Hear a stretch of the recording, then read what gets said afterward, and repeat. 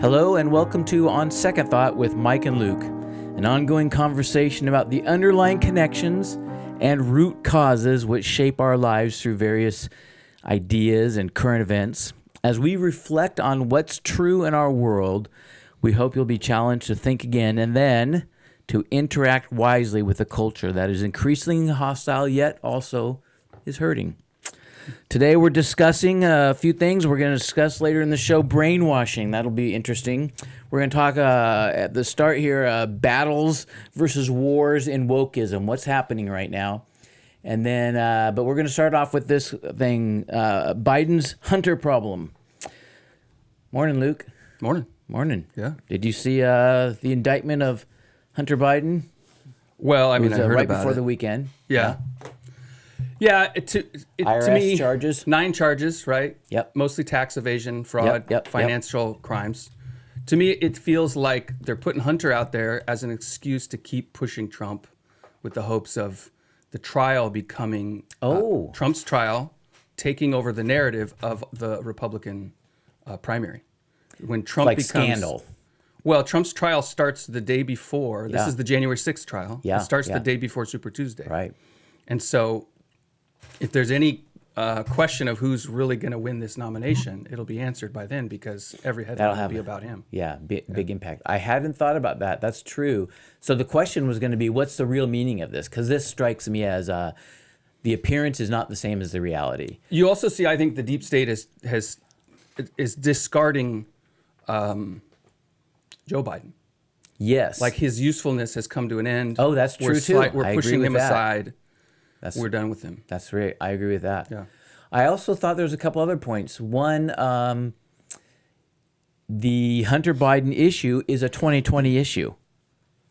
Right. Because it is a covering of the election from 2020. So when the laptop. deep state, the 50 CIA all of that. letter saying this is Russian disinformation, the Hunter Biden laptop isn't real. That's right. Now we know. I mean, we knew at the time, but it didn't that's get right. out. That's right. It got blocked by that's Twitter right. It at the was time. censored. It got shut down Yep. in media. So what I think is interesting is the origin, the Hunter Biden issue is a 2020 election issue in terms of its impact. And it was concealed. Yeah. And it was hidden.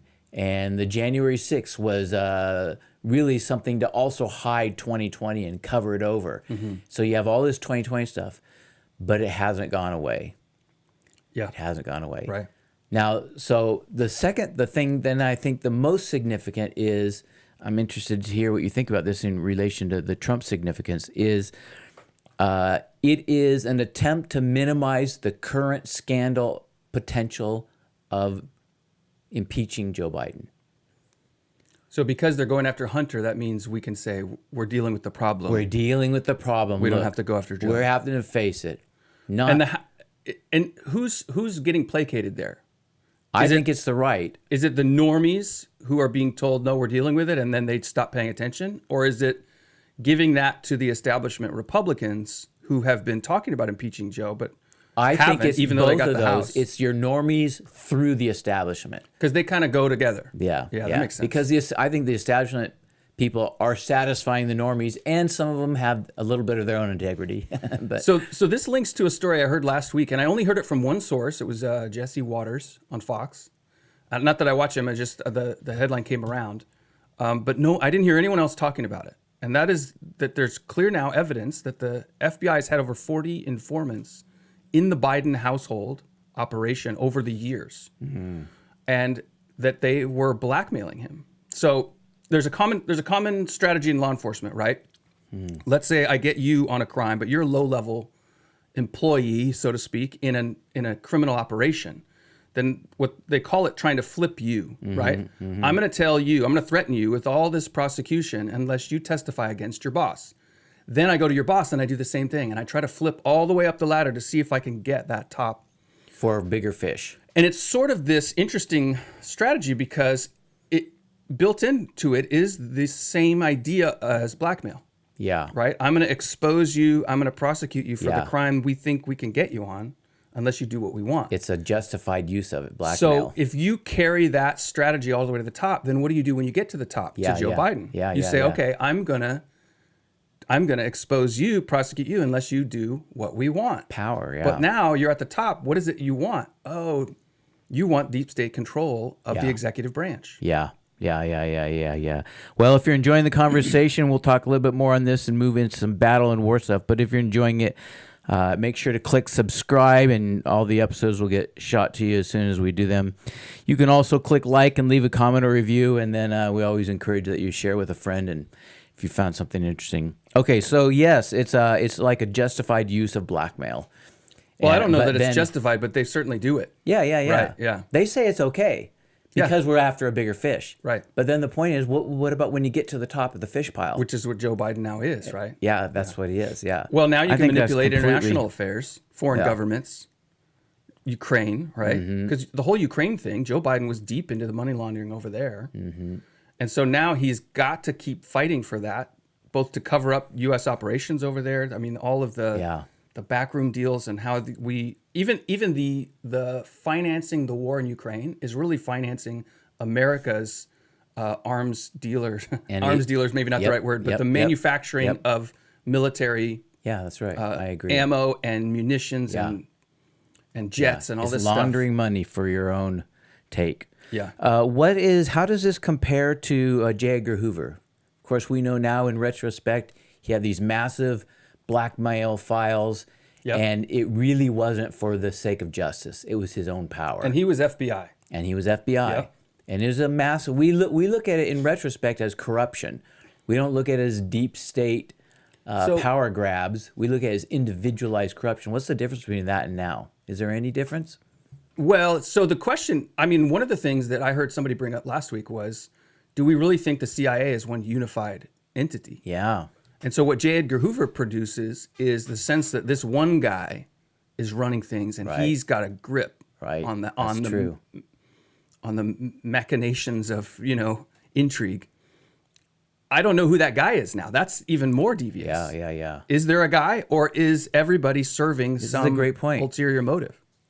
Probably not, right? It seems to be more like a spirit of the matter.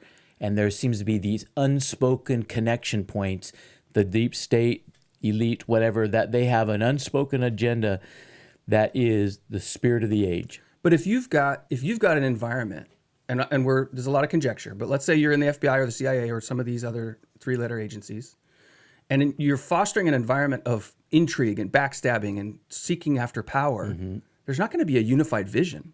Right. The unified vision is just whoever can get what they can get before it's too late. Well, there could be some abiding principles. Obama used to call it getting the right people on the job. Right. Right?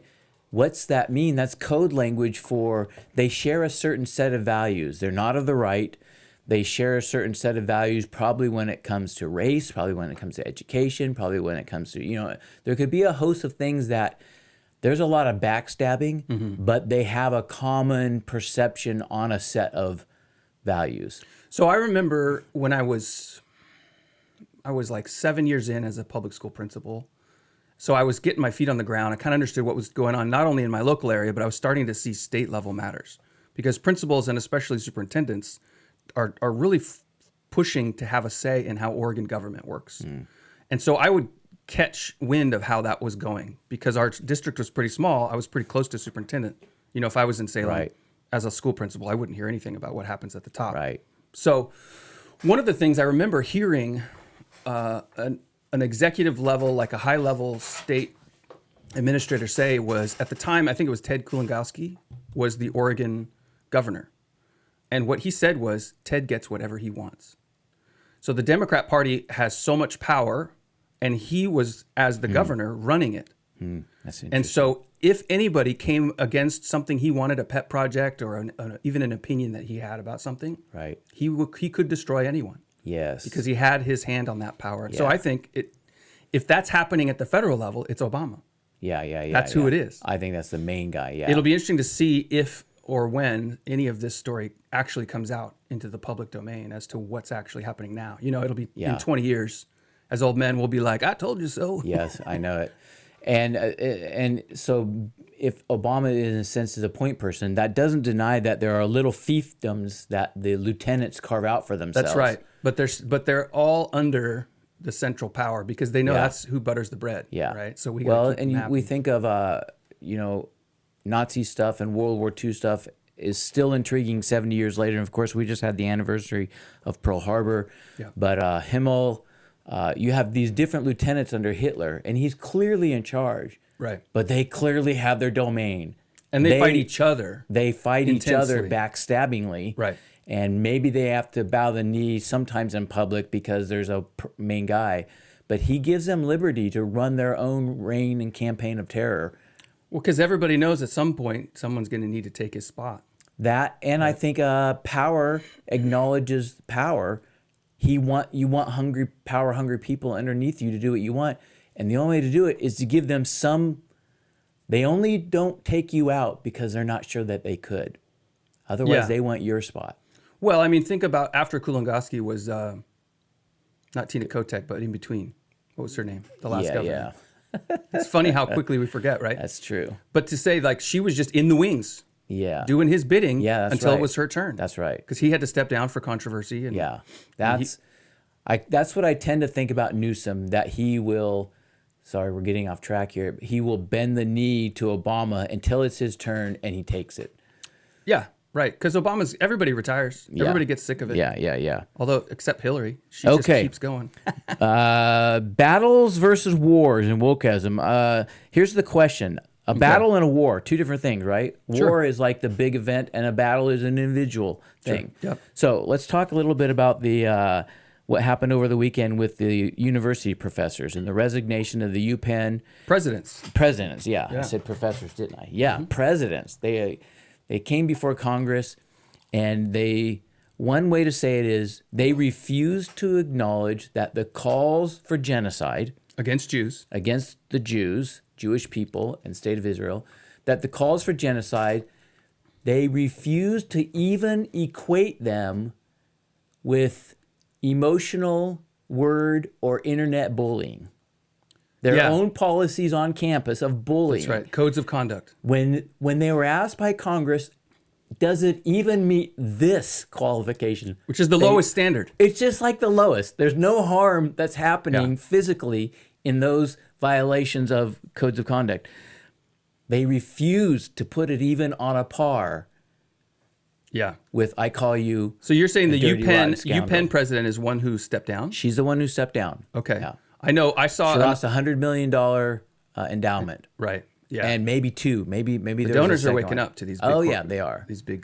These Yeah. are Ivy League, right? Is That's UPenn right. Ivy League? Yes, it is. Okay.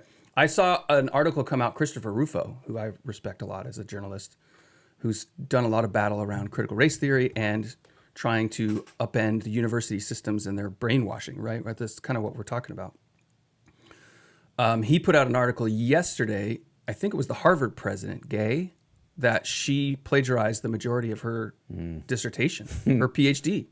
And he had line for line, okay, this whole paragraph was pulled from that article. This whole paragraph was pulled from this.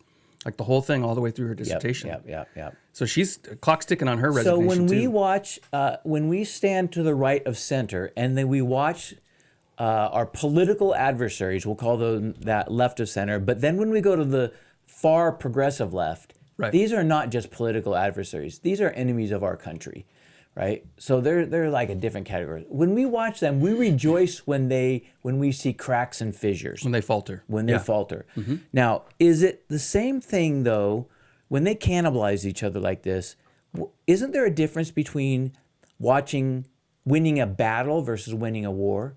On what grounds do we say when the UPenn president resigns, is this a battle or is this the start of a war being lost? Or is it just a lost battle?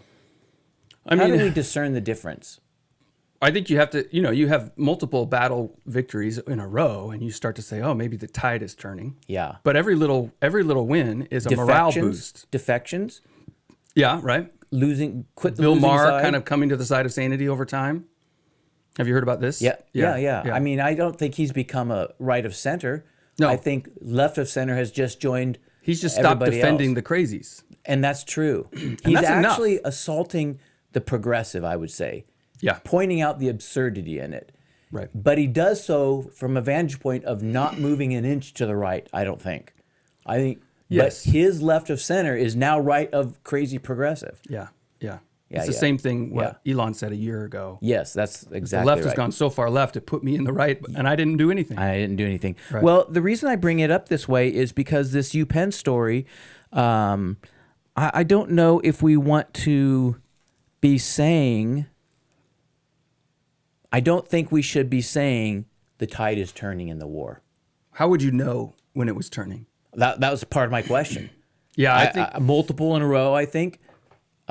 People leaving, like you said, deserting. And Bill Maher is one, and it's happened a while ago, but there's no desertion yet. I think if you look at how, and I'm coming back to Christopher Rufo, he's in Florida.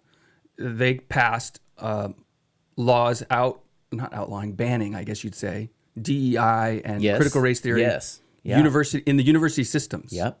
Okay, so they're getting rid of the diversity administrators, and the super leftist professors are leaving Florida.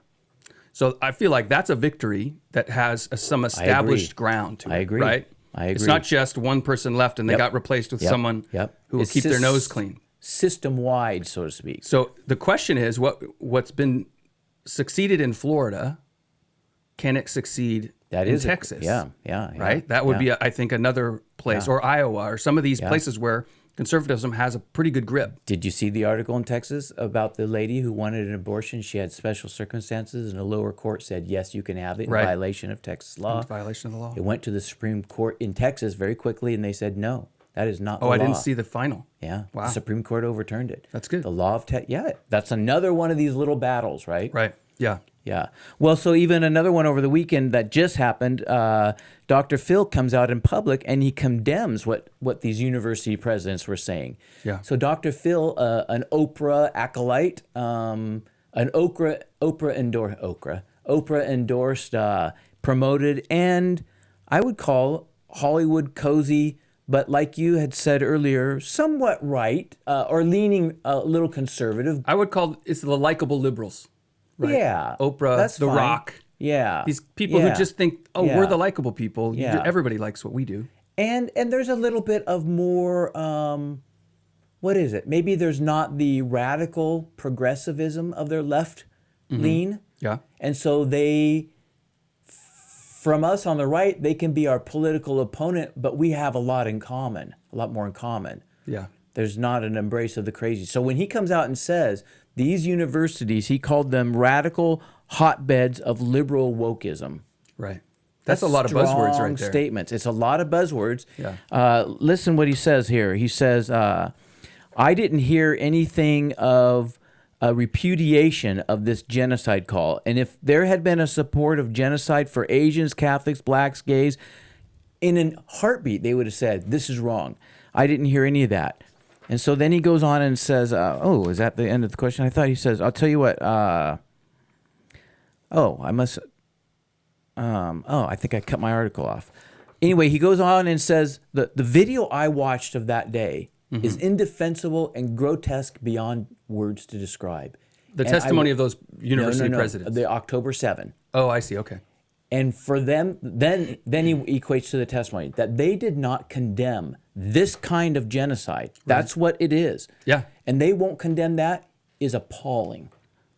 And I would say he's probably this little, slightly left of center with some conservative bents here and there. Yeah. So we'll call him a centrist, roughly speaking. The issue of Zionism and anti-Semitism is this weird, divisive.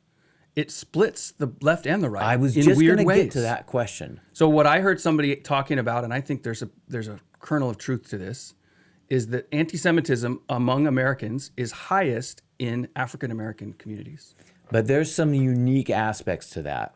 But so here's what I was Zionism element. Yeah. So here's what I was hearing is the BLM movement feels like the anti-Semitism is pretty common, right, among their activists. Yeah. So what you have these university presidents who've been basically bowing the knee, literally in some cases, to BLM, is now divided by some wealthy donors and for some other sets of reasons. Some Dr. Phil's, right? Some people who say this is not right. Yep. But so now they're stuck in the middle. Which, let's just be honest, I think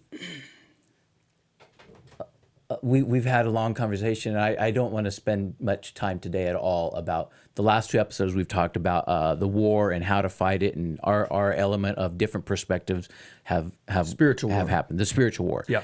And we've had two, and we went long in both of them. And so I thought today I don't want to spend a bunch.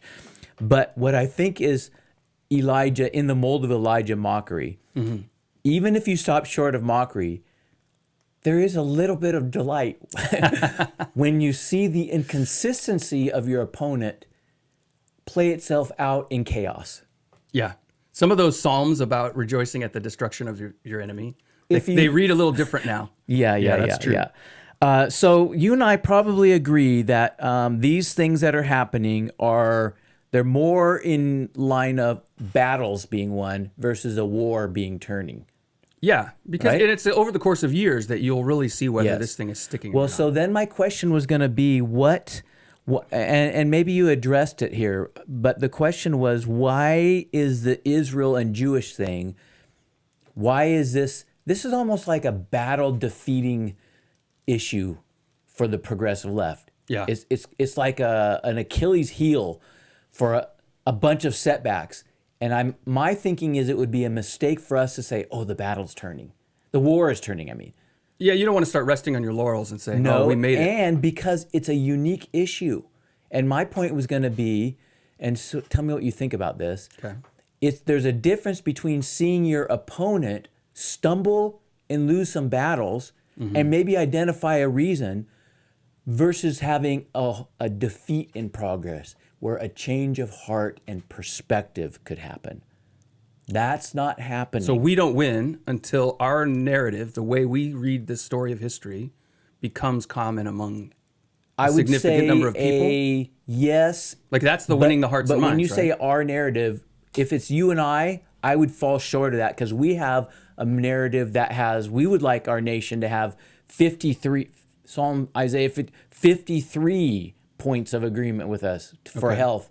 But our nation would turn radically if they adopted 13 of them. Yeah, right. You know, and I was thinking a lot about Romans 1 where it says they know God, they see the creation of the world, but they suppress the truth and unrighteousness. This is Paul's indictment of the world at large. And then he says, for knowing God, they neither glorified him nor gave thanks. Right. And I was thinking, you know, it's almost like he's saying, okay, you're fighting against God, that's one issue. How stupid of it is to not acknowledge who he is, that you already know, and you don't even want to be thankful. Right. You go a long ways just to be thankful in Well, and stopping the decline of your mind Right. and of your reasonableness, because that's the whole point of the thing. God gave them over to do foolish things. Right.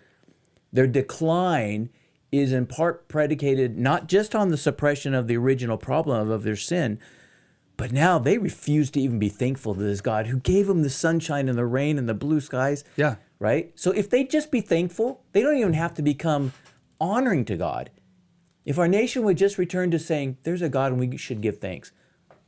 Well, that is a level of honor that it's the most basic, right? It's the most basic. Yeah. And I think what you and I would say is to win the war, if they return just to the most basic, our country would be on a path of somewhat health. Yeah.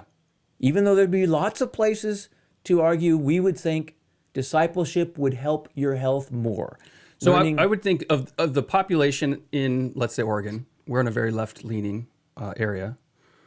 You know, what percent of Oregon's population agrees with us to a significant amount? It's pretty small, right? Right. 5%, especially the us in 3%, a lot, 53 just you different- and me. Those Yeah. the whole thing. Yep, exactly. But even if you took that 3% and made it 5, Yeah. what you're also doing is taking the middle. That's exactly right. shifting This it is your over. whole Overton window thing. Right. Yeah. Yes, I agree with that. Tell me what you think about the role of kids in this. I see you Well, had a so note here. a lot of these battlefronts are around universities, which are really still Isn't kids, that interesting? right? They are. But also, if you follow libs don't of know that. TikTok, yeah, if you follow libs of TikTok, a lot of it is public school educators, right? Yeah. And it dawned on me. I was talking to my wife about this over the weekend. If we're talking or thinking about that we're in a spiritual war, if that's front of mind, the question then becomes who's actually fighting this thing? Like if you looked across the population of a church, okay, from young to old, who's actually engaging with the ideas, the battle of ideas. That's really what a spiritual war is, right? So we have ideas that take root in our heart, lies that the enemy brings, and it affects our behavior and our peace, right? Our sense of well-being, our identity in Christ. But you also have ideas that become pervasive in the culture that people just submit to, kind of stay in hiding. I'm convinced the people most engaged or having to face these corrupt ideas are kids. So they're forced to sit in a class next to a kid who's totally different. We're not forced to do that. You know, you might work at a job where you've got a weirdo next to you, but for the most part, you can just ignore them. They don't have any sway over you. If they keep pushing at it, you can complain to somebody or change jobs. Kids can't leave school. You also then have a teacher who's pressing and indoctrinating and forcing you to write what they believe down. And then you've got social media, and then that's inundated with and seen as the battlefront, right? Especially TikTok and Discord and some of these other places kids love to be. And so, to me, it seems unethical for us to have insulated our lives as adults away from. I mean, I just think about who comments now on my Facebook. In 2020, I was having a lot of arguments with people that totally disagree. Friends of mine, old acquaintances from college even. And by and large, those communication lines have been severed. People are sick of the arguments and they unfollow and they unfriend.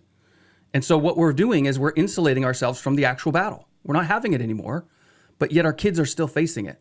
And so I withdraw my kids from public school, and that relieves them from some of that pressure, and that's part of it.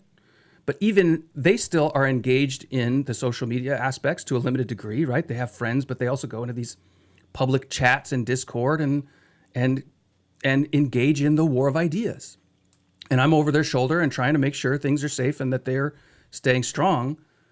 But as adults, and I think this is why so many Christians in the church, if you look at a big church, I'm thinking of the people who come to our church on a Sunday, the vast majority of people don't have a sense that there is a war even. They're just living their life and leave me alone. Like, let's go back to normal. What's the big deal? And so if you had a real war, if there was a real live action, hot war, we send 18 to 25-year-olds to fight it. So maybe that's kind of it. But we're not talking 18 to 25-year-olds. We're talking 12-year-olds, 15-year-olds. And they're just fodder for the enemy. And I think there's a problem with that. I think our insulating ourselves away from this conflict because it's uncomfortable and it's stressful and tiring. What it also does is it diminishes the sense of camaraderie that we engage with at church. If you're coming in drenched in sweat and blood and tears from a week of hard fighting in a war of the Spirit, church becomes a refuge, right? And a place where we can strategize and care for one another and then go back out and fulfill the calling of God. But if we've retreated from the battle and we're letting our kids fight it, we're going to lose. Mm-hmm. Or what I hear you saying in that is the left after the 60s, and there was some convulsive movements, they got strategic in their pursuit of revolution. Yeah. And they went after kids. They went after education. Right. And we could say, in a sense, and it's been said before, the institutions. The long march. True. The long march in the institutions. Yeah.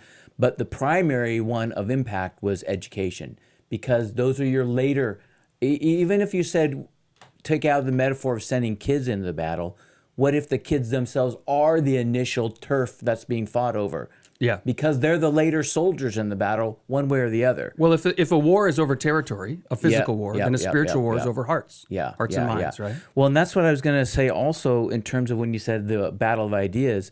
So the last two episodes when we've expressed our different perspectives, I think one of the things we share is that agreement that what we're talking about with the war is it is words and ideas, but then help me, this has to be connected to something more. It isn't words and ideas like the great debate of the philosophers or a university class. It's more than that. It's words and ideas as they impact what you are supposed to do, be and do as a person. Yeah. Right? It's more than just the idea. Mortimer Adler, the great books, and he writes a syntopicon of through the history of the ideas, happiness. He produces a book on what the philosophers said about happiness through But that's not a 3,000 culture war, years. right? That's an intellectual exercise. That's a different thing that Right. we're talking about. Yeah.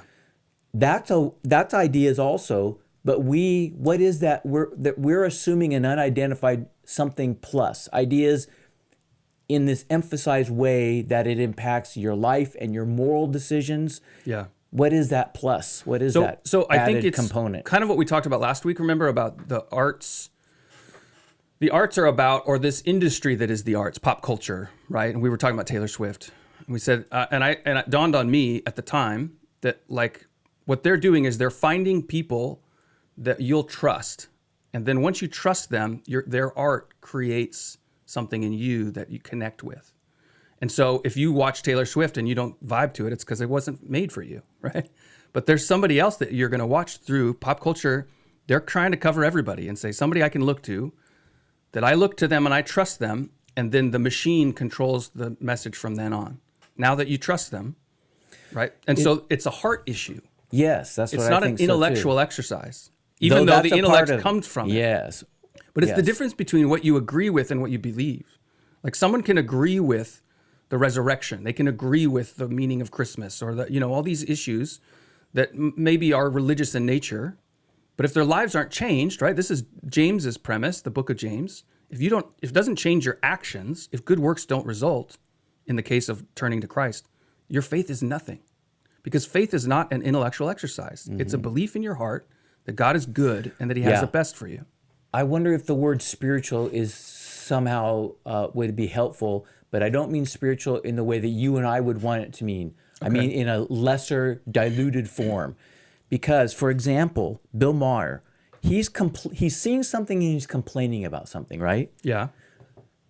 In a sense, he's responding to this set of ideas, not just in the idea form. He's seeing it as a more, and therefore he's objecting. It would be, I think, fair to say at some level he's giving a spiritual response.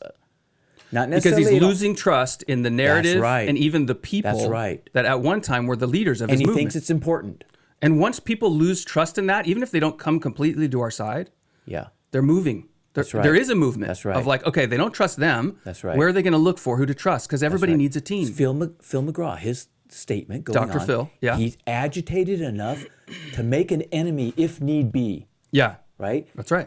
It's more than the war of ideas that Phil got up on TV and said all this. There's more going on than idea. Mm-hmm. It's starting with this idea, but he's willing to say, I got to take a stand on something. I got to call out something. I think there's something of evil in this. Okay, so here's the thought I had earlier too, is because if you've got left and right, what the issue with Zionism and the anti-Semitism has done is sort of split both. Yes, okay? yes. It's split the right too, because there's a lot of Christians weirdly like opposing Israel. And I think, what is your problem? Yes. Like, okay, our theology differs on replacement, whatever. Yep. These are just people who deserve to be safe and not be attacked and murdered. And if there was a similar attack in the U.S., we would be invading countries and killing a lot more people than the Jews are. And we wouldn't be given no warnings before we drop bombs. We'd just be doing it. That's right. And everybody would be on board. Yeah. Okay. Yeah. Anyway, it dawns on me, and I think that we have to remember the goal of a tyrant, of a tyrannical movement, is not ideology. The ideologies are just there to convince people and to persuade them to join our team. The goal is chaos that results in tyranny.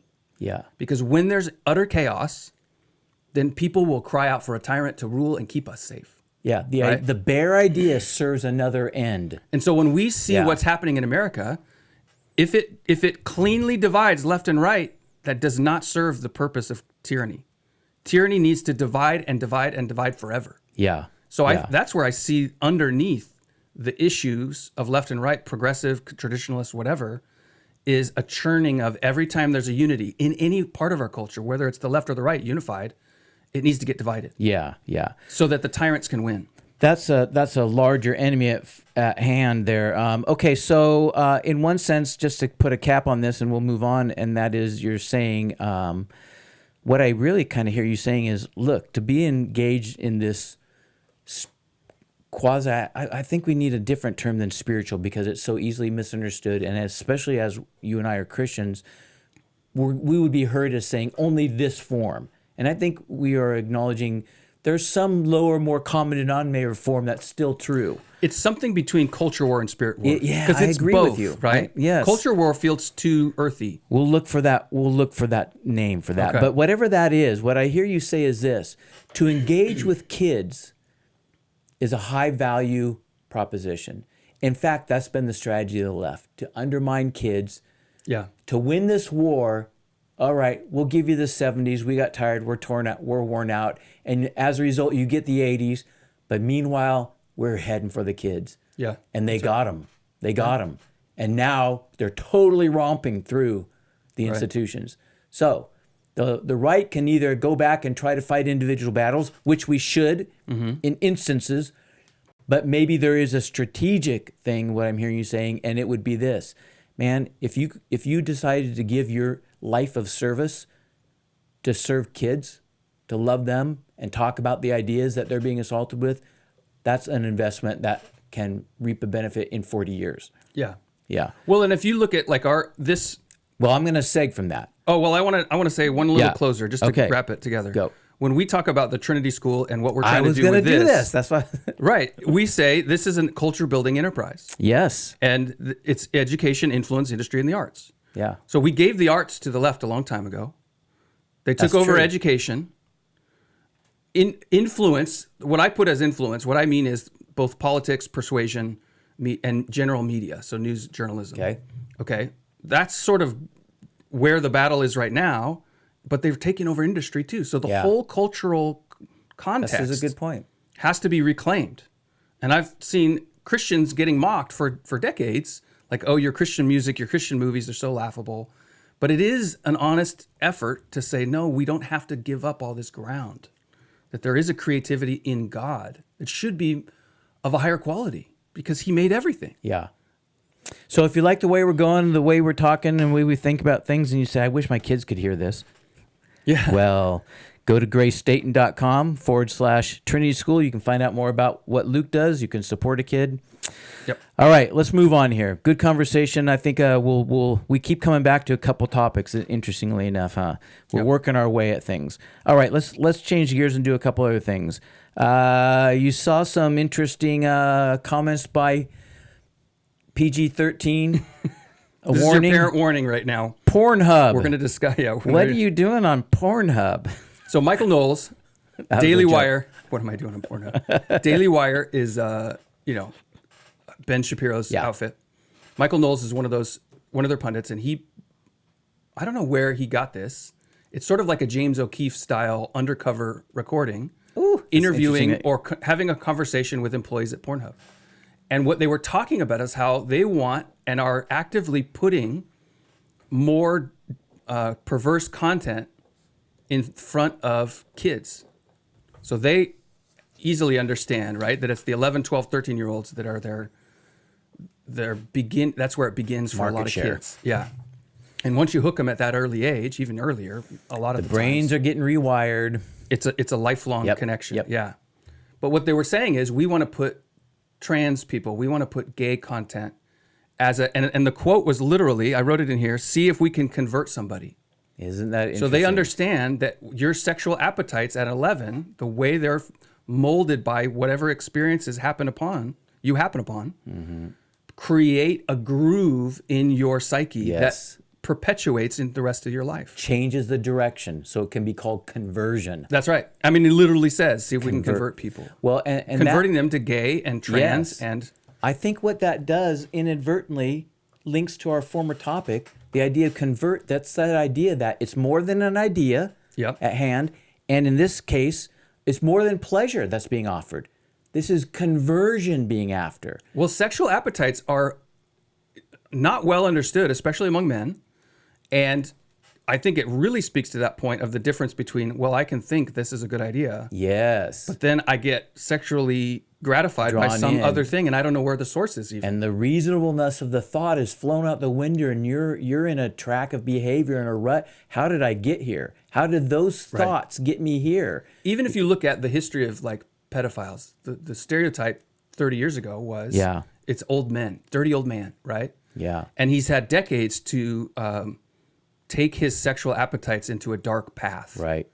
But now what the police and others are finding is it's 25-year-olds, right? If you look at these Catch a Predator, there's now a bunch of like social media influencers that are doing the Catch a Predator stuff, where they interact online as if they're a 13-year-old girl. Yeah.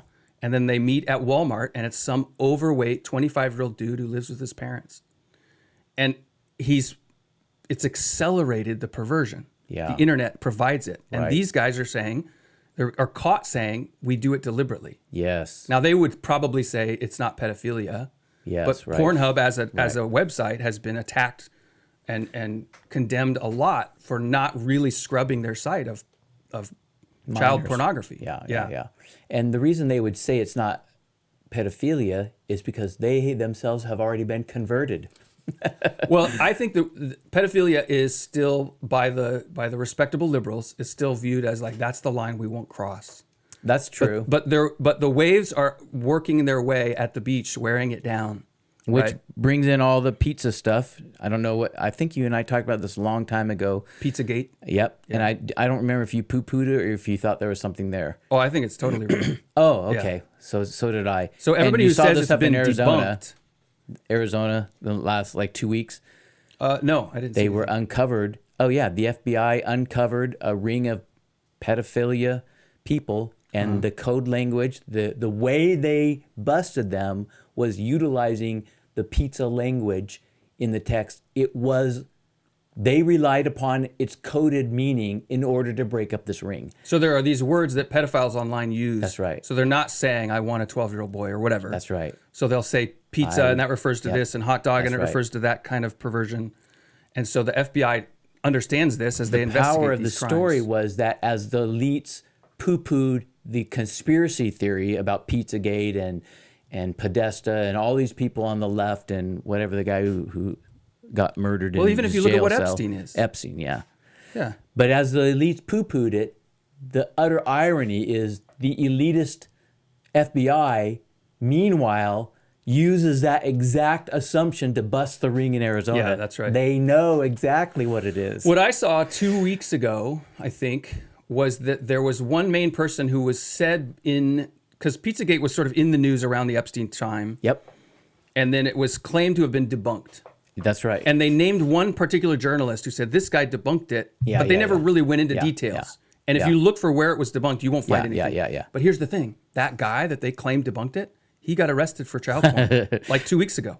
Yeah. And he's friends with the owner of Comet Pizza. And for those who don't know what Pizzagate is, right? But John Podesta's emails, he was the campaign manager, I believe, or chief of staff for Hillary Clinton.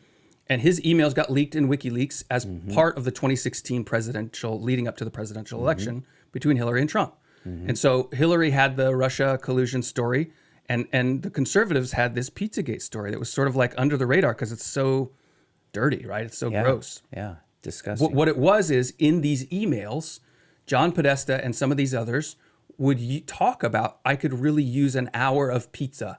Yeah. Everybody's like, an hour of pizza? Like, what does that even mean? And so Yeah. people started making this connection it's that maybe what disgusting they're all talking about is pedophilia. to even think about and talk about. Yeah. But anyway, yes, so we're on to something here with the word conversion. We're going to make it a goal to figure out a word for what this war is. Well, but I want to add one more thing. Yeah, go. Because the narrative in the 90s as to why, your friendly neighborhood gay couple needs to be respected and given equality in marriage was they're born this way, there's nothing they can do. Yes. And the whole trans thing and showing that it's contagious among teenagers sort of put a little chink in that armor of like, right. maybe this isn't just What? We can change it? right inherent and I'm born this way, as Yes, Lady Gaga that's likes right. to sing. So now this idea that no, you can actually convert people is another like they don't even believe their own stuff. No, that's They're correct. just telling the normie middle class friendly liberals, no, you're just being compassionate. Yeah. But they don't believe it. They're waging verbal warfare. And that's where I think it's that same agents of chaos. I agree. They're not fighting an ideological war. They're We're going to fighting talk a for little more control. about brainwashing. So this is going to lead right in what we're talking. But quick aside question. I'm curious. Undercover journalism. You mentioned O'Keefe in O'Keefe style. This Pornhub thing. I'm curious. I know what I think. I want to know what you think. What do you think about James O'Keefe? What do you think about undercover journalism? I'm a big fan. The ethics. In what? Okay. I am too. But Yeah. let me take the other side and just get your feedback. Okay. What if it was this? But it's dishonesty. You're lying. Yeah. You're saying you're not Machiavellian, Mr. Zedwick, and yet you say in journalism you can go lie in order to uncover the truth. You're inconsistent. You're being hypocritical. What do you think about that charge? Well, I think there's a very biblical argument to be made that there's a time for spying, there's a time for lies. And if there's ever been a time in American history, it's now, in the sense that you send spies to see how dark the enemy really is, how evil are their machinations, right? So the Israelites send spies into the promised land. They come back with a negative report because there's giants. It's an unwinnable war, but yet that stirs, the whole narrative that God will really save us. Yeah.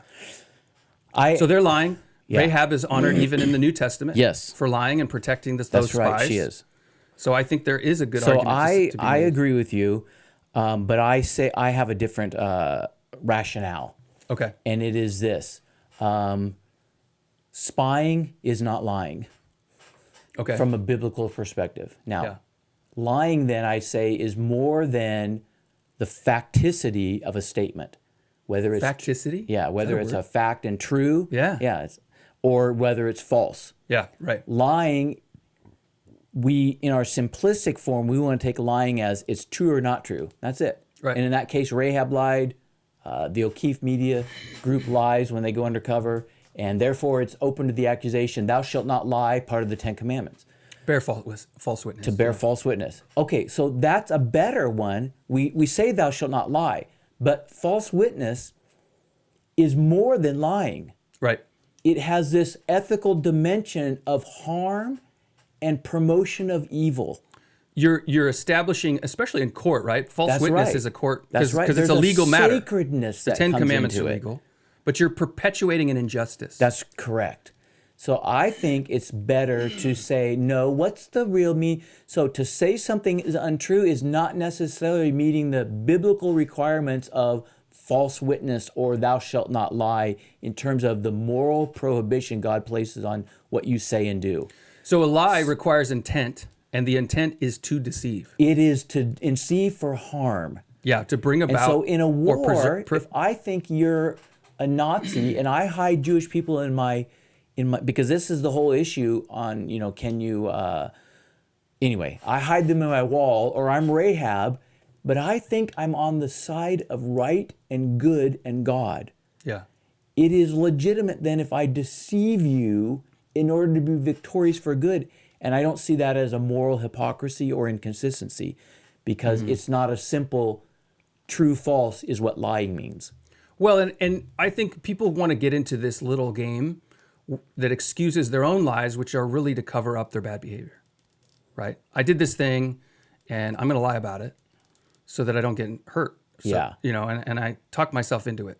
Yeah. Right. And it's sort of like the debate in the New Testament about, does grace give you a license to do bad because God makes good out of the bad? Yeah. So let us do evil that good may result. I never thought about it until you said it that way. You could use those verses in Romans 1, suppress the truth in unrighteousness. Yeah. What if you suppress the truth for the cause of righteousness? Mm-hmm.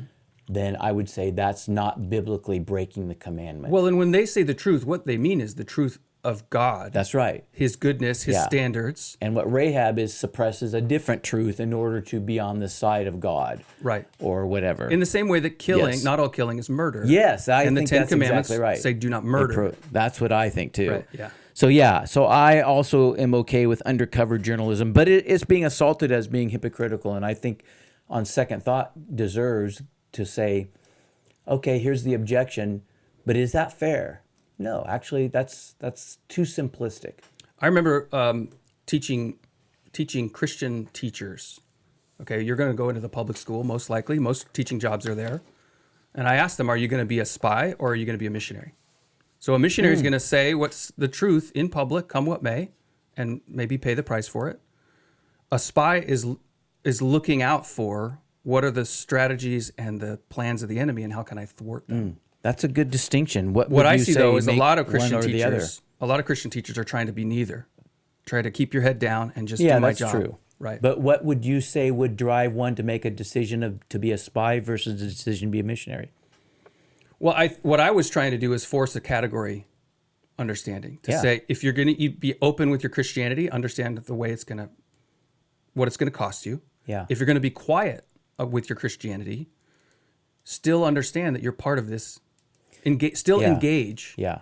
in the spiritual culture war. So what I would say is that the missionary has the liberty to be persuasive, and the system he's in, whether it's a country or a school system, lets him talk. There's some element of freedom. But if that's taken away, you have no choice but to be a spy. So I was listening to a teacher who was working with a kiddo who's got a troubled home life, and she's on a field trip with him. He's young, and he's got his little Gideon Bible that he really loves. Yeah. She's a Christian, but it's a public school field trip. She's on a bus. Yeah. There's a bunch of people on the bus. He starts asking her about God. She feels constrained. I can't tell you about God, even though you're asking me to, because I'm a public school teacher. And I think, And she's a Christian. she's a Christian. Yep. I think we've put, and I think I've seen Christians put it on themselves, this constraint that the law doesn't even put on. Wait. She's right from the school system's perspective. No, she's not. Legally, she is not constrained. As a teacher in her role, Correct. if she's asked, she can do it. She's just That's right. constrained from propaganda herself. That's right. Or not propaganda, Proselytizing. proselytizing. Yeah. Yeah. Okay, fair enough. But Christians have put this tons yeah. of constraint. Yeah. That the Constitution doesn't put on, that Yeah, free speech yeah, doesn't. yeah. And if anything, the constraint is expanding. If that Well- coach in Washington State who won the Supreme Court ruling about I saw prayer, that. it's opening up. But Christians aren't going to take this battle. Well, this gets back to what you said last time, and I agree with this. While I would have expanded when you defined worldliness, I probably would have said some other things. But one of the things you said was an accommodation to the values, so to speak. Right. So that when you say do X and Y and Z, if I can't do Z, I really want to do X and Y to make you happy, and then therefore be winsome or appealing or all these other virtues I think is going to help me persuade you at another time, which never comes. I think Christians have swallowed a myth of neutrality, that government can be neutral, and as members or employees of the government, we have to be neutral, that's even what we want. Whereas our opponents have no qualms about being biased. So if you have one person fighting for a tie, we're going to tie. We just want to get a tie, and the other person is fighting to win. Yeah. That person fighting for a tie can never win. Yeah. And that's how they've bound our consciences. I would like to As talk about Christians, that we've more accepted on it. another time, because I think that's a great idea, but we're going to get in our one that made us go a minute 27, 2 episodes in a row. Let's do some brainwashing, and then we'll head toward the finish line. All right, let's do it. Because the Pornhub stuff is brainwashing. Yeah. The quick note before I read this article, leading in the brainwashing, the marriage dilemma. Did you see that article I posted? I did, yeah. They're finding a dilemma in marriages are in decline, and They have somebody been wrote for a while. They have been for a number of reasons, but somebody wrote an article and says this is Trump's to blame for this. Right. First of all, that's funny. Second of all, it's hyperbolic. But third of all, if you take out Trump and just say the antagonism, what you called it earlier when your Facebook comments a while ago, you had them and you talked, but now everyone's siloed. We've even isolated. more. The Yep. isolation. It's not necessarily, I do believe Trump contributed to that, but I also think it's not a bad, well, anyway, it's not like Trump made all this happen. I don't think that. I don't think you think that either. No. But they're saying Trump did this and that's why kids aren't marrying. But here's what they pointed out. In the studies, girls have increased left-wing. Girls have gone up to 35% from 22 or whatever in the last few years. And this is single women. Single girls Yeah. being left-wing progressive. Yep. Boys, about that same 9 to 12%, have declined and actually become conservative. I heard a stat that 60% of high school senior boys Yes. call themselves conservative. Now, this is an interesting, and I don't want us to get too caught on this. Okay. We should do it because I want to get to brainwashing, but the masculine part and the lots of thoughts that you have on boys in particular, of course, you have 3 of them. You have somewhat of a luxury. I hope you understand that, having no girl kids. You get to think along one track. I grew up among 5 boys in my family, too. Oh, boy. Yeah. So anyway, but there's some connections there that are worth discussing. But I don't want to go there. I want to just go with that observation is pointing out that now the tensions, because we're siloing and isolating, the girls don't want to marry the boys. Right. In particular, the left progressive nutty wants to give the middle finger to the right conservative leaning guys. Yeah. But they also want a husband. But then they feel bad about wanting a husband, right? All the crappy, funny. So there's a thought I had there along the way. One, our J. Edgar Hoover comment and how Obama is now the boogeyman in our own thinking. Okay. Trump is exactly the same. In their thinking. view, He yes. personifies, That's he correct. embodies this cultural ethos, even though he was a product of it. Yes. Right? And the cultural ethos is Yes. rejecting the matriarchy. Yeah. That's what the young men are doing. They're saying, I was raised by women, I was taught by women. All these girls around me say that they need to be in charge. And I hunger for something. And I'm done with it. Yeah. And so now the loss of power over men, even though it's not a complete loss, but it's a changing of things, incites this, like, we've got to do something. Yeah. And I think that's not a wrong reaction. Yeah. Anytime you think things are right and now it's changing, you're going to react that way. So it's just another observation along with the Pornhub one about brainwashing. So what's happened is the way we think, but the point is that this has been intentional, and we've talked about this. It's been intentional. What I thought was interesting, this is the second time I've referenced this article by Paul Krauss. He wrote a book called Brutal Minds, The Dark World of Left-Wing Brainwashing in Our Universities. And he explores the history of how we got to where we got in terms of the brainwashing efforts of the left in the universities that has extended into the institutions. But then he identifies some principles. I want to read a little bit of this or run it by you. And then I want to aim us at what do we think of this in terms of, I think there's a unique interface with this idea and Christians and what a Christian is. Okay, I've got thoughts. And the idea of identity, right? Yep.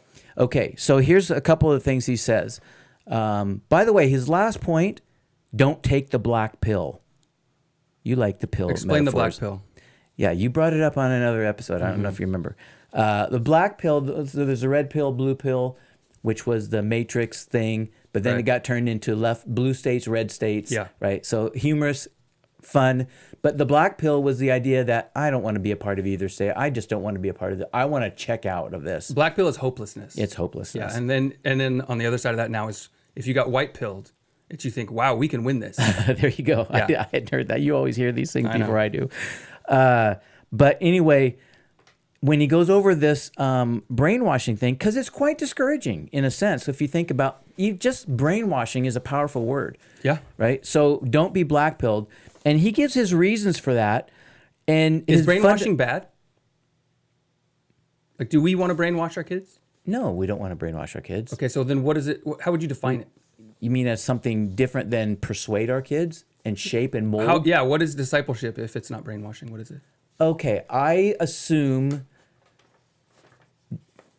at the start of the argument that brainwashing, taking those two words apart, the brain where your ideas come from and the expressions of your heart find their articulation, right?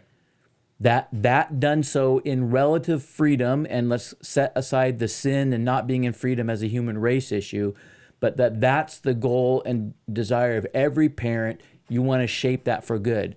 To wash that, to brainwash it, is to put away all the stuff against, in a sense, their own volition. That their whole being is not engaged in that process of determining and articulating what they believe to be true.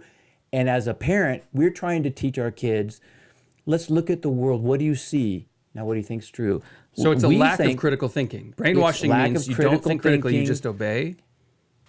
Because when I think of like, when you meet someone who's really been brainwashed by the left, they just have these phrases and they just repeat them. And if you even ask them to explain the phrase, they can't. If we compared what you and I think of as a member in the Christian community with your classic Jim Jones or other cult member, they're radically different people. One is a free individual. You and I can disagree with one another and be in the same church. Yeah. Cult members don't have that liberty. Right. They have to say all A through Z. And so a hallmark symptom of brainwashing is a loss of identity. It's a loss of I identity. can't be myself. That's I have to be enveloped in and that's where I want to go with the collective. conversation. I think as Christians, we have a unique insulation against brainwashing, uniquely, and we're the largest threat to the brainwashing efforts in our country. Well, and collectivism, by its nature, diminishes the self-identity. Yes, right? that's That exactly you have to right. be enveloped in the That's collective. exactly right. I am Borg. You will be assimilated. Okay, don't take the black pill. His main reason is because it's never worked. Brainwashing has never worked. Right. And It's a that's- short-term solution. It's a short-term solution, and it's not been successful. It wasn't successful in Lenin and Trotsky. It wasn't successful in Cuba. It wasn't successful. And you can go all... Brazil is That's now why you being- got to rewrite history. Yeah, that's why you have to rewrite history to pretend it was successful. But you can't make I don't think you can effectively persuade a young person who has a moral high horse presented to them in communism that we're going to be pure and righteous as a nation finally, and you give them a practical, well, this just isn't going to work. I totally agree It's not with persuasive. you. I agree with you, which is why I think his don't be black-pilled, Mm-hmm. and the reason he says it is true but ineffective as an argument. Right. I agree with you. And that's why I think our Christian heritage and identity issue is a more persuasive way of combating brainwashing. Okay, let's see. Brainwashing. He has these principles here. I'll just do a couple because I don't want to spend a bunch of time on this. Milieu control, the control of information, your environment and what gets to you. Yeah. Totally what social media is. Totally the that's right. censors, industrial And totally what the complex. Soviets did. And It's a with the Soviets. propaganda That's exactly right. saturated with propaganda. Mystical manipulation. In other words, your self-importance. And you just mentioned the word high horse for a young person. Right.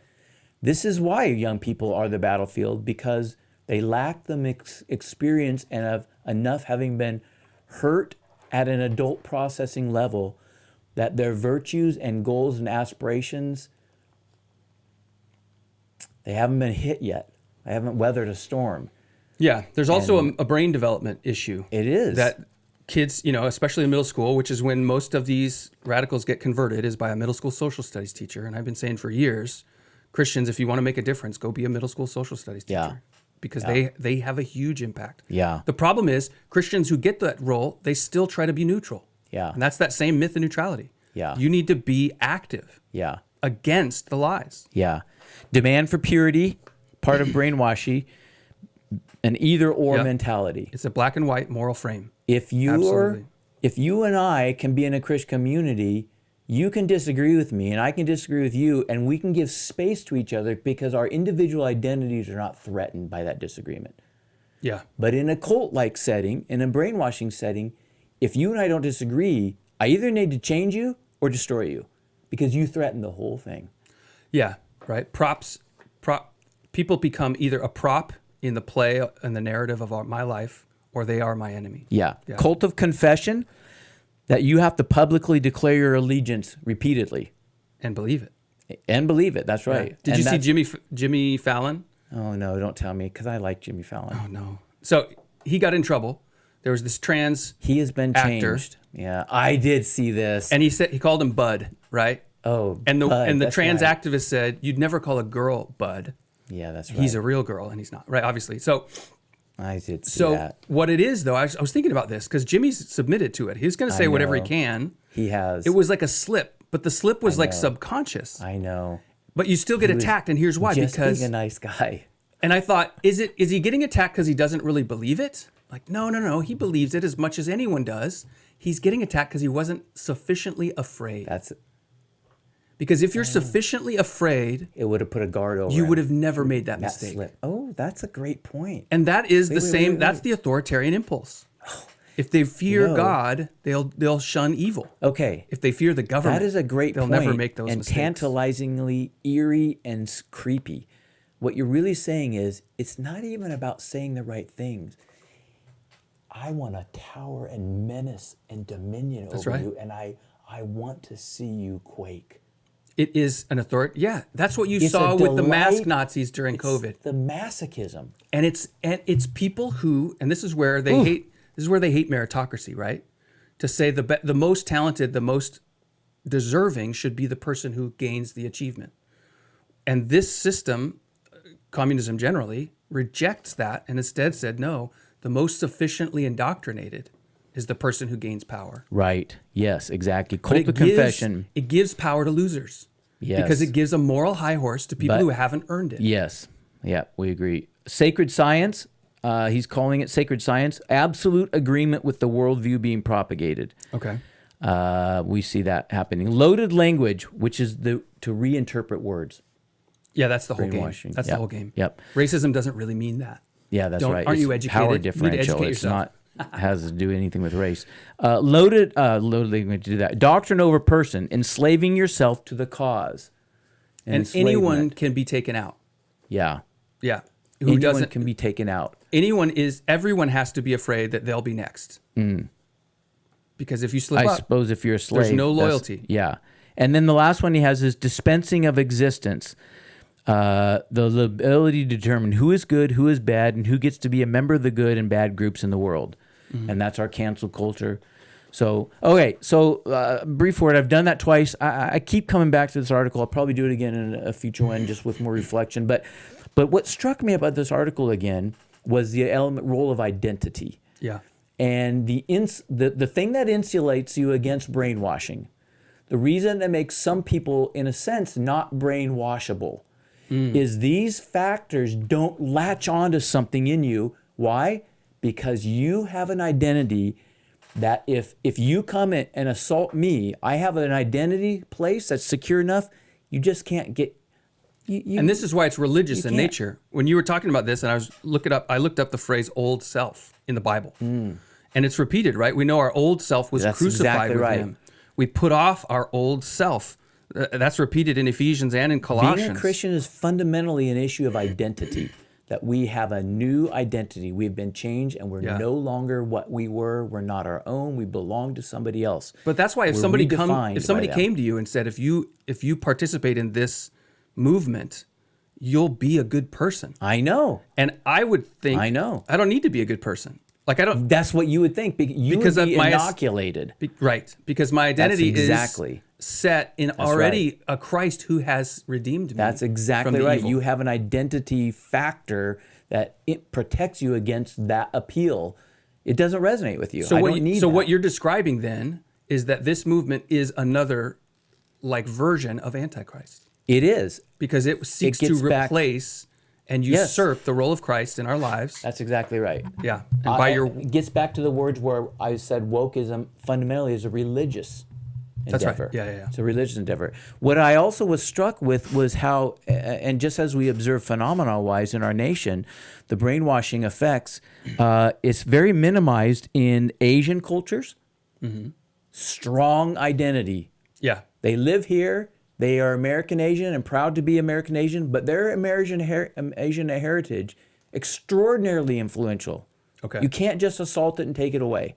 Right. And I was thinking, I think that probably helps immunize them against some of this brainwashing that is taking place in our country. Interesting. Because leftism has a huge hold in Asia. In Asia, back on the homeland, but not necessarily the crazy progressivism. Well, so what I would say is a huge part of our Asian communities in America were fleeing communism. That's why they're here. That's right. Right? The huge Vietnamese community. I agree with that. Yeah. Another one that would be like it is to be conservative. In other words, I started thinking, you and I resonate with the idea of Christian identity, but there are other forms of identity that we acknowledge as a validity. Yeah, right? Christians don't isolate and say you have to be exactly the same as everyone else. So there are other factors that create a sense of identity, being conservative. There are kids who go to school, and for whatever reason, they're home, they feel like I'm conservative. When they get into the brainwashing arena, it just doesn't land so easily. Right? Yeah. Another one would be American. If they've embraced the conservative. If they've embraced, that's right. If it has gone to identity roots to them. Right, and the trick is in a high school. I remember being in high school, and one of the big strategies to try to unseat the identities around conservatism or Christianity among young people is mockery. Like, oh my gosh, how could you do that? It's a form of assault. It's not argument. Yeah. Mockery is not an intellectual argument. It's a social argument. That's right. And That's right. it hits to the heart instead of the mind. Yep. Okay, we're going to transition to our last question.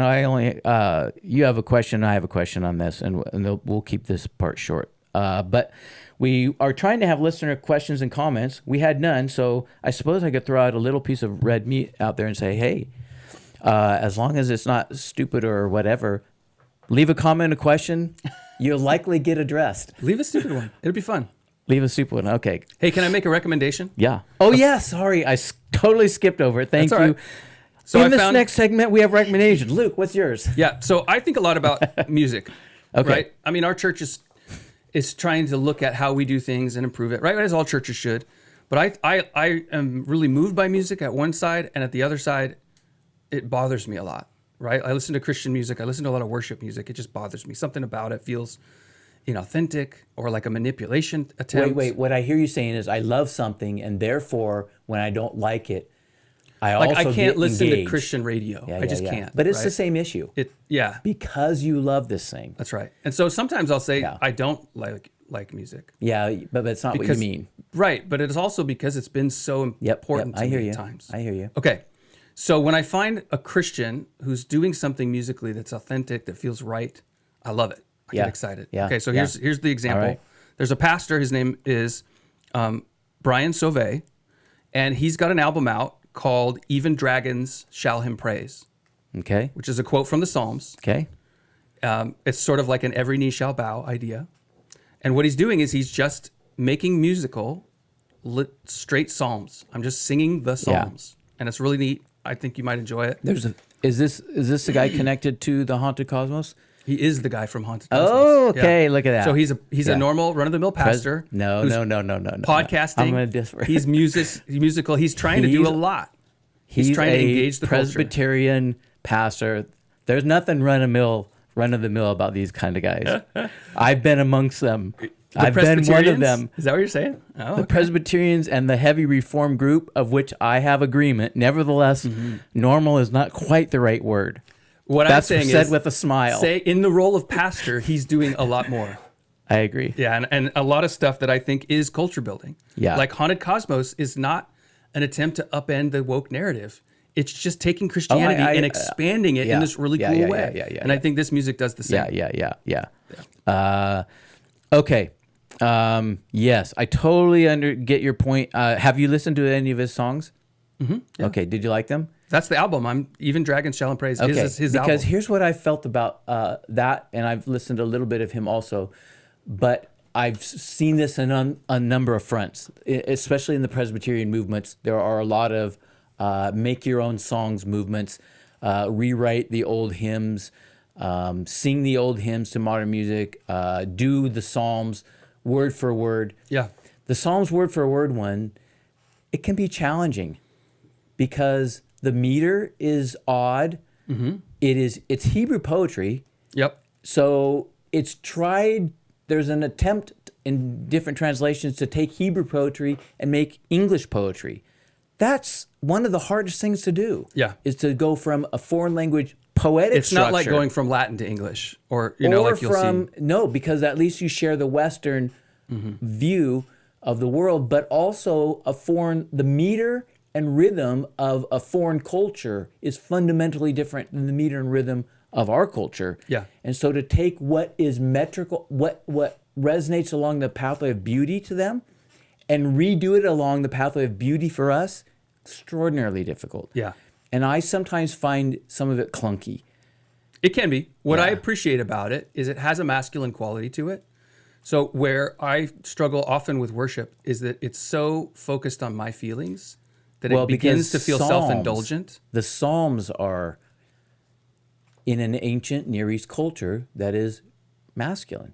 Yeah. And warring. And what I long for in my expression of my Christian faith is to connect the warrior and the poet, so to speak. Right. So if King David Right. can write songs and dance Right. and kill his enemies by the thousands, the tens even of thousands. There's something there that resonates with you. So, yes. Okay. Last thing. Let's do a final segment here, a couple Bible things. I've got a question on Romans 1. What's your question on the role of wisdom in sermons? Let's do yours, and then I'll do mine, and we'll close. Well, something I've been pondering lately is sort of what are the boundaries of a pulpit, and why are they there? Okay. So for some reason, social media has been giving me a lot of Mark Driscoll quotes, clips in my Instagram reels. Social media has been giving you. This is what it thinks I want to see, right? Somebody's so Mark thinking Driscoll that. is well known as a pastor. Yeah. For getting really focused on the practical wisdom. So when he talks about marriage, he's going to say some incendiary things, but he's going to get very much like if he talked about sex, he's going to talk about it in a really like, this is how you should, your limits. And pastors get set back. Like, let's focus on the gospel here, guys, and he'll make 80% of the sermon about a cultural issue or a social issue or something like that. And so I object to what you just said there, right?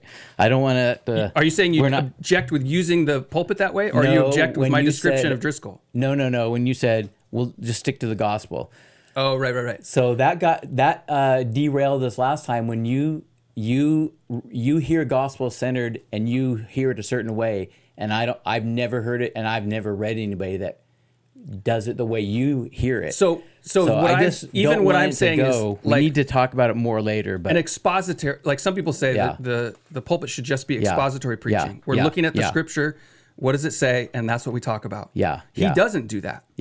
Right. He might be talking about a scripture, but then he's going to go broadly out. So part of what I was thinking about, because in this discipleship process, if we're tasked to make disciples, we need to be applying the gospel into the places where sin and the world and the devil are trying to infiltrate. And so if we're just rolling along in the Bible, we might coincidentally or divinely, providentially come across those, but not strategically. And so to say, all right, marriage is really under attack. How are we addressing marriage, even if we're going through Nehemiah or Genesis chapter 30? Like marriage is going to come up, but are we strategically focusing as Christian leaders, making disciples and addressing the issues of the day? Okay, if I could restate your position and try to say what I think you're saying, but I'd use my words, you tell me if I heard you. Okay, use your words. Use my words. Paul, when he writes, what you're saying is this. Paul had some things he wanted to say theologically. He had some things he wanted to say about the life that the people he's writing to are living. We'll call that your word was practical, okay? Sure. The things in practice that's impacting their life, whether it's in Thessalonica or Corinth or Galatia, all of them have their own unique ones. He sees a fundamental message unifying all God's people and the world, but then he takes it and he says, now, here's what I want to talk to you about. Therefore. And he's going to And it's always this formula. These things, therefore, but therefore is always specific to them. There are some things that gets repeated, but that's because they struggle with the same thing they struggle with over there. Right. So what I'm hearing you say is this. Why can't we, when we preach, why do we have to be limited to the practicalities that Paul felt were needed in Corinth, Galatia, Thessalonica? He lists a bunch, and that's great. Where they're there, we should talk about them. But if we assess a practical need for a given location at a given time, what we should do is speak the message that Paul did. And in the same fashion, then flesh it out in the thing that's of need at that moment and in that place for that people. Right? Is that what you're saying? I'm saying, why don't we do what Paul did? That's what I'm saying. Instead of saying we can only do the practical ones that Paul listed and happen to be relevant at his moment. You're not saying that's illegitimate, but you're saying if you're confined to them, then you may miss the need of a moment that Paul never had to face. And we should be able to have the same theological approach that Paul does and flesh it out in a way he never dreamt was needed. Correct. Or that's never right. arose. Because we have social issues coming up. And let's just say the technology and social media. De facto, not on his horizon. Or transgender and surgeries. So what you're saying is there seems, another good one. What you're saying is there seems to be an unarticulated assumption that we have to be, nobody would say we're limited to Paul's practical things, first century issues. But in practice, if that's the only ones they touch on, in the name of expositional fidelity, then they are really saying we can only address the issues Paul addressed. Right. And though the world changes, I'm sorry, it's too bad. Well, and so here's an add. I would add to that because that's exactly what I'm feeling. Okay, but let me just make a statement and then add to it. I think that's a fundamentally correct perspective. Okay. That we are, and I think that's being controlled by the scriptures also.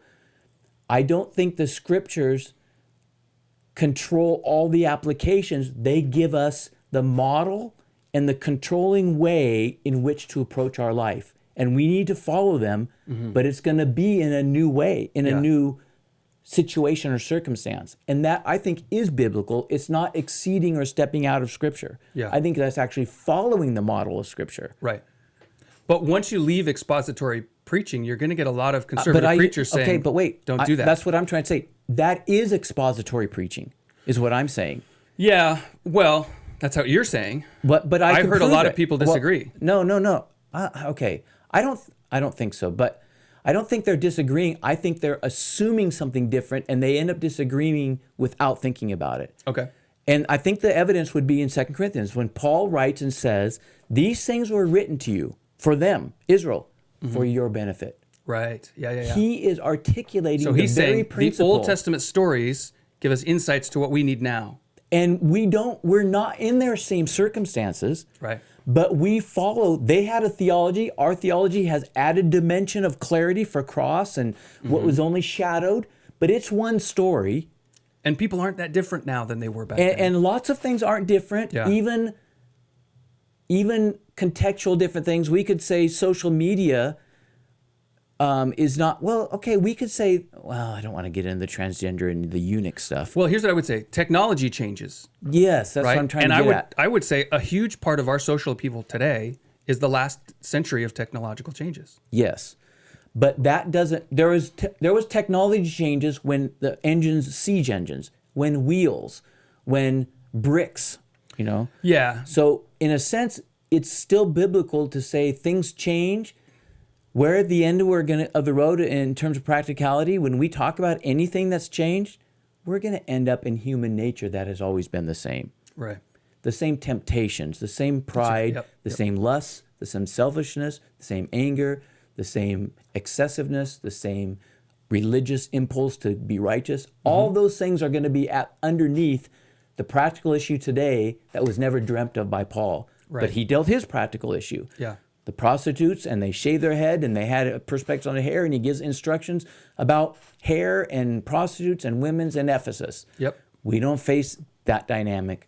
But if we talk about Pizzagate, if we talk about social media, if we talk about gay, we talk about transgender, we're talking about sexuality issues in our time, and underlying them are going to be the same gospel and the same human nature addressed. Well, the same impulse that would cause a first century woman to pursue prostitution or to portray herself as free from authority. That same impulse is present in women today.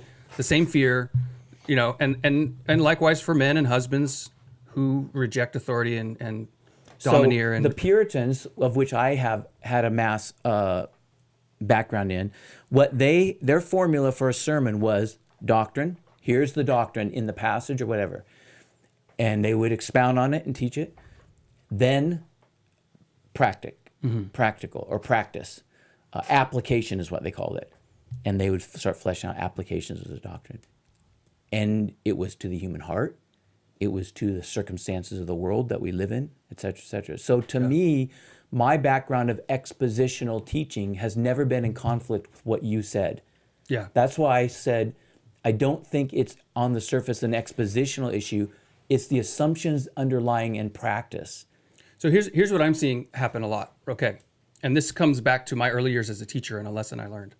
So if Paul sees, for example, division in the Corinthian church and he's going to make a focus on it, first he's going to say, all right, what's our theology for unity? Let's establish that, then say therefore, and apply, okay, what are you guys doing and why is it messed up, right? So what I see is a lot of preaching on the theological groundwork, and then when it gets to the application, you shorten it up and move on. And it reminds me of an early lesson I learned as a middle school math teacher, where I would see a concept that to me was really basic, right? Especially having taught calculus and having a degree in math. We're going to talk about mixed fractions. Like, this is so easy, right? And I'm going to teach you this one concept, and you're going to be able to do all these different kinds of problems because it's so obvious. And then what I found out the hard way when everybody's failing the test because I didn't teach it well is, they are not able to take a concept from here and just plug it in. Jump to 5 applications. They can't. Nope. You have to say, right. you have to do a separate lesson for each application. That's right. And so I think we've lost track of effective teaching from the pulpit because we've tried to make it pure that we're not going to proof text, and therefore we have to hold the line to these theological scripts, so to speak. And therefore people are struggling to apply it to the modern technological what I don't like about when society. you said I still think it is holding the line to that theological script. Right. So what I'm engaging with and seeing debates among pastors or people, there's a lot of people talking about, here's an example of a messed up church service. Yeah. But then you see what they're doing, and it might be exaggerated or it might be dramatic, but where's the actual theology behind why it's wrong? Yeah. Right? Like there's an Instagram guy, it's called the Holy Nope, and it's the same little trope every time. He's like, I got my Bible, I'm going to go to church, and he walks out his door, and they use the same clip for everyone. Then it shows this extreme example of a messed up pulpit, right? Somebody's prophesying, speaking in tongues, dancing around, falling on the ground, doing something stupid. Maybe they're saying something that's obviously, there was like a terrible one. It was Kenneth Copeland was cutting his hand, putting his own blood into the communion and saying, now the blood of Christ is mingled with our blood and we're all Christ. And I was like, whoa, that's demonic, right? And his eyes get crazy and you think, okay. And then at the end of this little clip, now it's back to him and he's in a pulpit and he says, nope. And he like stands up and walks out of a church. So it's this he's just doing commentary by example. Yeah. But some of the examples he shows are just somebody who's really dramatic, somebody who's really emotional. And you're like, oh, well, you don't want an emotional church. Fine. That's not wrong. Yeah, that's right. And in the same way, someone who's really practical, they're trying to apply it. They're trying to drive it home. Yeah. Like, what's the standard? And that's the hard time I'm having is saying, what is it? What are we really doing and what's the reason for it? Yeah. So I think we agree mostly. Okay, I'm not going to do my thing. I'm just going to pose a question and then I'm going to sign us out. Okay. You can think about it. Because I honestly, I was just really going to ask you your thoughts because I am in the process. I thought, well, maybe I'll just lay out and people can... All right, whoever's listened this long... This is a first thought. This would be a fun thing. We should end episodes with a first thought that we'll talk about next time. Yeah, how it gets from a first thought to a second thought. Yeah. Okay, that's a good point. So it dawned on me the other day... I've been thinking about Romans 1 a lot lately, and then obviously the transgender and sexuality issue, and male, feminine, that cortex of ideas is not going away. So it dawned on me, part of the degradation there is that they exchanged, so the men with men and women with women, and then it jumped. Why exchanged? We wouldn't say it that way today. What we would say is they began to have same-sex desires. Right. Or we would place it in the positive, if we had Paul's message, the degradation would be that now I'm desiring something that I wasn't supposed to desire. Maybe you succumbed to a temptation. You succumbed to a temptation or you got perverted in a desire. Sure. Why the language of exchanged? And I don't know the answer yet, but I think there's something there. I just don't know what it is. It struck me as, we wouldn't say it that way. What's shaping my thought to make me think about the patterns? And what is it about the word exchange that would add to this conversation and ability to understand what we see happen in same-sex attraction and homosexual behavior? Interesting. That God, inspirationally, in Paul, uses the word exchange is what took place here. Yeah, I looked at it 3 times. It talks about it. Exchange. Okay, that's my thought. I don't know the answers next time. All right, you've been listening to On Second Thought with Mike and Luke. If you enjoyed the episode or found something to reconsider, share it with a friend and start a good conversation. And remember, dig a little deeper and think again. We'll see you next time. See ya.